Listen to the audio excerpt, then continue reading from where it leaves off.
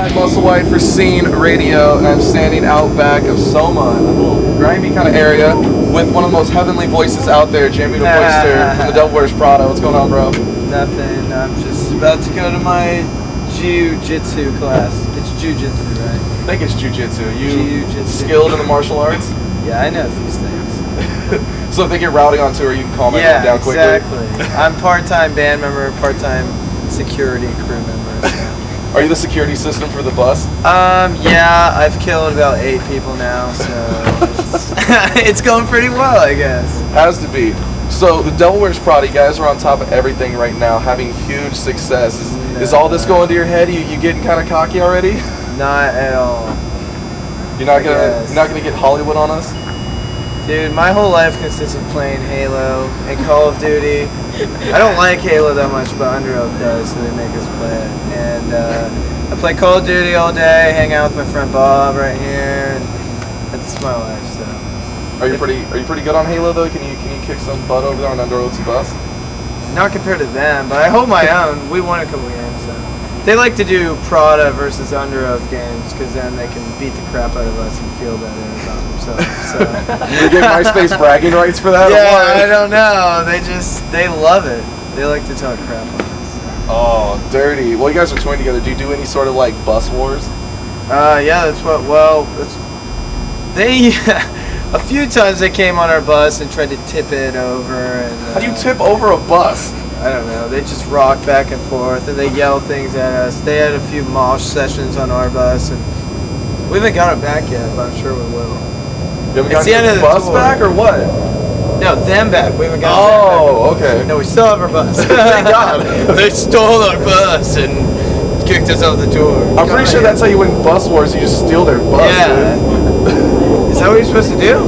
I think so. Either that or completely destroy it, but then how you get to the next city? True. Might as well just steal it and take it there for you have to pay like $1 million for a new bus. I don't even know what towing's like for that big of a bus, dude. I can't even imagine. You can't tow that thing. No, it'd be impossible. You'd need like a semi or something. Pretty much.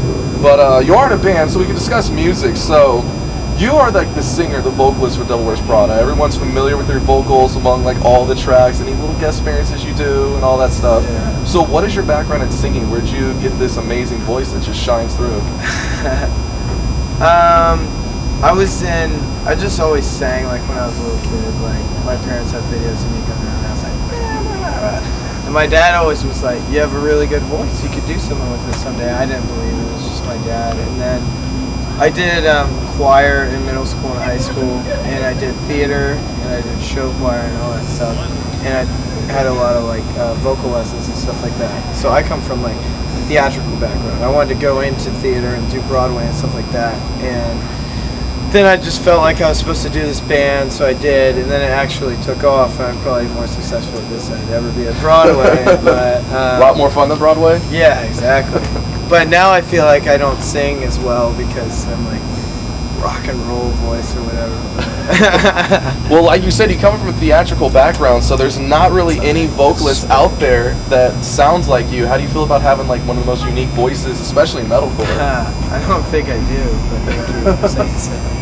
I don't know. I just sing, and if people like it, cool. Yeah. That's the easiest philosophy. Yeah, you just do what you do, and if people like it, cool. If they don't, then you don't make any money, you go home. So much for tour. So we're still out here, so they must be into it. You'd be playing Halo by yourself, no Under Oath tournaments. And it wouldn't be on a bus. There you go. In like my mom's house or something.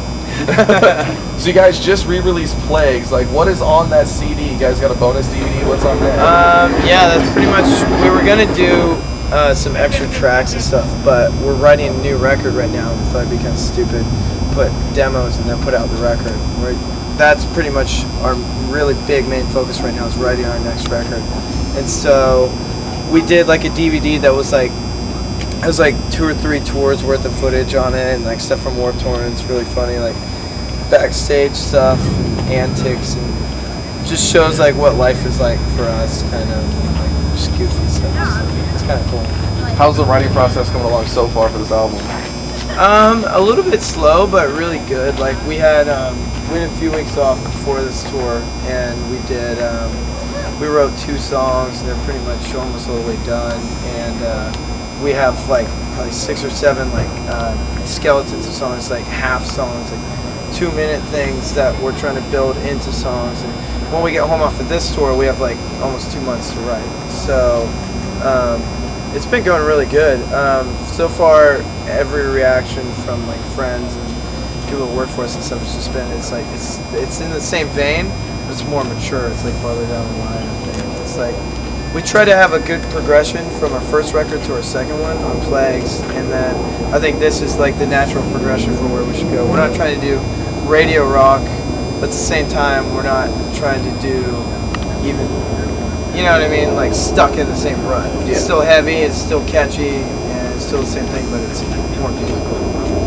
Now, with Plagues being like the most epic record that anyone's heard, and everyone went crazy over it. I mean, even your producer Joey Sturge has been booked till like May, just because of it. Like, how was the pressure of like trying to match or top that album? It's definitely like when we did our first record, there was no pressure. Like 90% of those songs were already on a thing, like a demo we did. So there, we didn't really care about that. But then we did.